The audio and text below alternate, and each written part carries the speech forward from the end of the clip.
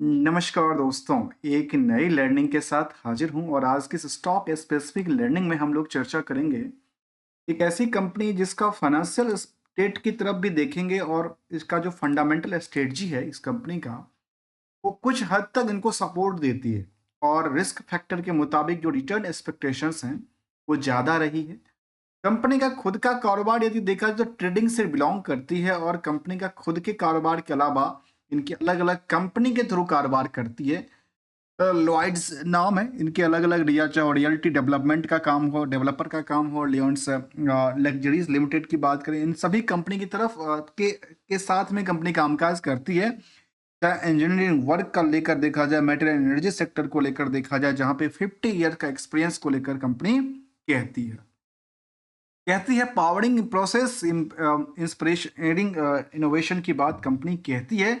वैसे तो अच्छी बात सभी कंपनियां कहती है। चलिए मार्केट को लेकर के जिस तरह हमने कहा कि इनके एक्सपेक्टेशन के बेसिस पे जो रिटर्न का एक्सपेक्टेशन था वो काफी ज्यादा देती नजर आई, उसके एस्पेक्ट से यदि हम कंपेयर करते हैं कंपैरिजन विद द सेंसेक्स के पार्ट से, जो कि इंडेक्सेशन की बड़ी पार्ट मानी जाती है, इंडियन ग्रोथ को भी लेकर के माना जाए तो ये कहता है कि जहां एक साल में 8% की वृद्धि दर्ज करती है, वहां पे लियोन्स इंटरप्राइजेज की बात यदि किया जाए तो वो करीब करीब 62% से ज्यादा की उछाल क्रिएट करती है। और आजकल की बात करें तो इसको भी नियर अबाउट द या तो हायर साइड कह सकते हैं, 52 की हायर साइड में है, और कह सकते हैं कि अच्छी खासी लाइफ टाइम हायर साइड भी इनके लिए दर्ज करती दिखती है लास्ट कुछ सालों के डेटाबेस के मुताबिक।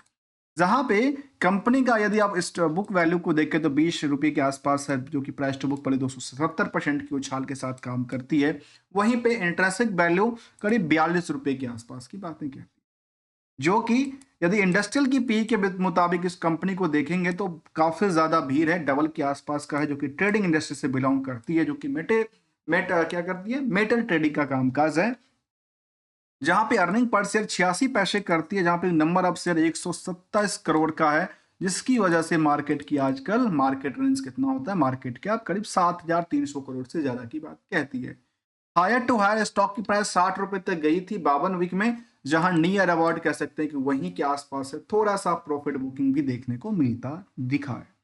कंपनी की अच्छी बात यह कि प्रमोटर के पास अच्छी खासी होल्डिंग है, आरओई आरओसी भी करीब 4 से लेकर के 6% तक दिशा दिखाती है। तो वहीं पे जो कंपनी का डेट इक्विटी का पोर्शन है वो काफी कम है, 0.16, करंट रेशियो के नंबर भी 1.10। इसके नंबर के देखने के बाद लगा कि शायद इनके पास डाउटफुल हो सकता है, इसीलिए हमने एक डेटा लिया कि जो कि आउटस्टैंडिंग डेटा है, जो कि प्रॉफिट के नंबर से यदि कंपेयर किया तो समझ में आया कि केवल और केवल 37% का आंकड़ा देती है। और ओवरऑल बिजनेस जिसमें कि revenue plus others of income को मिला करके देखा जाए तो करीब 12% की कंपनी सेविंग करती है अपनी इस ट्रेडिंग बिजनेस और अदर सोर्स ऑफ इनकम से मिला करके। जो company trading in iron and steel product से डील करती नजर आती है, वहीं पे यदि इन कंपनी को लेकर फाइनेंशियल पोजीशन को देखा जाए तो ये ट्रेंडिंग इसका रहा है 2024 में अच्छी खासी मूव करती दिखी है, जहां परसेंटेज वाइज यदि देखा जाए ईयर एंड बेसिस 150% से लेकर के ओवरऑल 141% तक की बातें कहती है। तो वहीं क्वार्टरली डेटाबेस की तरफ देखा जाए तो यहाँ पे सस्टेन करती दिखी है, और सितंबर में अच्छी खासी रिटर्न के साथ यदि वाई के मुताबिक कंपेयर करें तो 158% से लेकर के टोटल इनकम साइड सोर्स में करीब करीब 23% की डिक्लाइनिंग भी शो करती नजर आती है। लेकिन यदि overall year and year basis की ग्रोथ को देखा जाए तो कह सकते हैं कंपाउंडेड सेल्स लगातार बढ़ती नजर आती है, प्रॉफिटेबिलिटी का नंबर लगातार अप ट्रेंड दर्ज करती है, और आज भी स्टॉक प्राइस अप ट्रेंड में ही दर्ज करती है, भले ही return and equity near about the थोड़ा सा ही कम ही आंकड़ा क्यों ना दे। यदि क्वार्टर ऑन क्वार्टर डेटाबेस के मुताबिक देखा जाए तो 2021 के अंदर जो 7 करोड़ की टर्नओवर क्रिएट कर रही थी, वो आजकल 24 के सितंबर तक में करीब 400 करोड़ की टर्नओवर क्रिएट कर रही है अपनी ट्रेडिंग सिस्टम, अपनी ट्रेडिंग ऑब्जेक्टिव से। साथ में कंपनी प्रॉफिट भी अच्छी खासी बना रही है। आज के टाइम की बात करें तो ओवरऑल कंपनी अपनी ट्रेडिंग से कितने परसेंट की, 12% की सेविंग कर पाती। कंपनी में रिस्क फैक्टर को देखा जाए तो कंपनी में इंटरेस्ट की जो बर्डन है वो बहुत ज्यादा दर्ज नहीं करती, बट कंपेरिजन यदि इसको करते हैं किस पार्ट से, अदर्स ऑफ इनकम, तो सर कंपनी के पास सबसे ज्यादा जो सोर्स है ना वो अदर्स ऑफ इनकम ही दर्ज करती। कंपनी के खुद का जो कारोबार है ना ट्रेडिंग का, उसमें बहुत ज्यादा कमाई नहीं है। कमाई कहाँ से हो रहा है? अदर सोर्स ऑफ इनकम से देखने को मिलती है। अगली बात कहती है कंपनी को लेकर रिस्क फैक्टर जो था प्रॉफिट के बेसिस पे जो 37% के आसपास आंकड़ा देता है वो कितने दिन के लिए है? तो वो कहता है करीब 2 महीने के लिए। कितने दिन के लिए? केवल 2 महीने की डेटाबेस की बात कहती है, जबकि कंपनी में जो कर्ज का सिचुएशन है वो बहुत ज्यादा बढ़ा है। 429 करोड़ की कर्ज रखा है। और साथ में देखा जाए तो कंपनी में ये कर्ज को लेकर किया क्या कंपनी, और ये अक्सर सवाल आते हैं। तो कर्ज को लेकर देखा गया तो कंपनी इन्वेस्टमेंट करके रखी है, और ऐसा लगता है कि जो कंपनी में अदर सोर्स ऑफ इनकम आ रही है, कहां से? वो लगता है कि इन्वेस्टमेंट के प्रोस्पेक्टिव से इनके पास अदर सोर्स ऑफ इनकम दिख रही है, क्योंकि इन्वेस्टमेंट यदि देखा जाए तो पहले इतना नहीं था।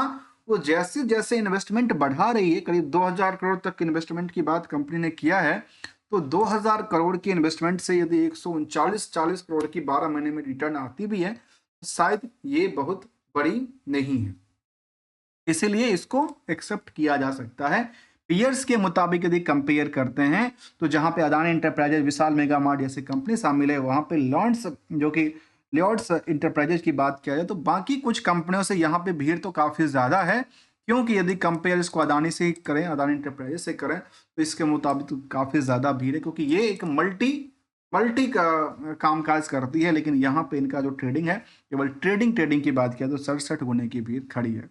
ऑन एवरेज जो फाइनेंशियल पोजीशन के मुताबिक हमने इनकी कंक्लूजन की तरफ देखा तो वो लगता है कि यहाँ पे रिटर्न के जो पर्सपेक्टिव है वो काफी ज्यादा रहा है comparison to the risk impact को लेकर, क्योंकि रिस्क बिल्कुल नहीं के मुताबिक कहती है, केवल कुछ बातों को लेकर रिस्क फैक्टर की बातें कहती है, जिसमें रिटर्न ऑन इक्विटी और सेकंड पार्ट है इनका अदर्स ऑफ इनकम। लेकिन अदर्स ऑफ इनकम को इसलिए काटा जा सकता है क्योंकि कंपनी के 2000 करोड़ के आसपास यदि इन्वेस्टमेंट है तो शायद 140 करोड़ आना बहुत बड़ी बात नहीं है। निवेशकों का इंटरेस्ट जाना जाए तो कंपनी में एफआईडीए की कोई बड़ी भूमिका नहीं रही है। यहाँ पे आम 73% की प्रमोटर, रेस्ट की बात किया तो आम पब्लिक के पास होल्डिंग है, और आम पब्लिक के होल्डिंग में देखा जाए तो करीब 25% होल्डिंग है, उसमें से कुछ तो बड़े नाम से रहती है। इसमें प्राज्ञा रियल्टीज जिसके पास 5% से ज्यादा की होल्डिंग है। अब ये इनकी इंटरनल कंपनी, एक्सटर्नल कंपनी ऐसी बात तो नहीं कह सकते, लेकिन ऑन एवरेज देखा गया कि यहाँ पे बाकी कोई बड़ी निवेशकों का लिस्ट शामिल नहीं करता है। करीब करीब 50 से लेकर के 55,000 के निवेशकों का लिस्ट शामिल करता है इस कंपनी में। और लेटेस्ट अपडेट की तरफ देखा तो कोई ऐसा अपडेट यहाँ पे दर्ज नहीं दिखती है, लेकिन चार्ट लेवल पर हमने देखा कि मार्केट में आज बड़ी वॉल्यूम से मार्केट ट्रेंड करती दिखी। जहां आज वॉल्यूम की बात करें, एनएससी के वॉल्यूम डेटाबेस के मुताबिक करीब करीब 31,61,000 से ज्यादा वॉल्यूम आई इस मार्केट में आज की ट्रेडिंग डे के अंदर। तो हमने इसको जानने की कोशिश किया कंपनी को लेकर के। ऑन एवरेज ये भी देखा कि कंपनी परफॉर्मेंस के लिहाज से यदि सेंसेक्स से कंपेयर करते हैं तो जहां 4% की सेंसेक्स टूटती नजर आती है, तो वहां पे ये एक महीने में 13% के आसपास रिटर्न भी क्रिएट करती है। ऑन एवरेज पिछले 5 सालों के दौरान में देखा जाए तो जहां सेंसेक्स केवल 86% की जंप किया है, वहीं पे ये कंपनी, ट्रेडिंग कंपनी जो कि रिलायंस इंटरप्राइज के नाम से चलती है, वो करीब करीब 3500% से ज्यादा की ग्रोथ दर्ज कर चुकी है। ये हमने थोड़ा सा पार्ट समझने की कोशिश किया।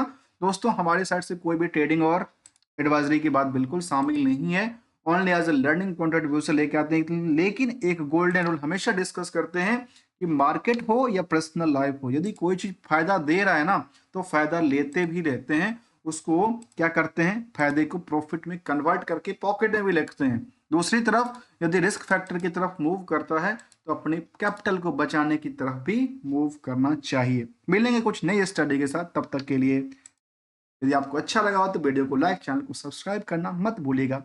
Thanks for the joining us.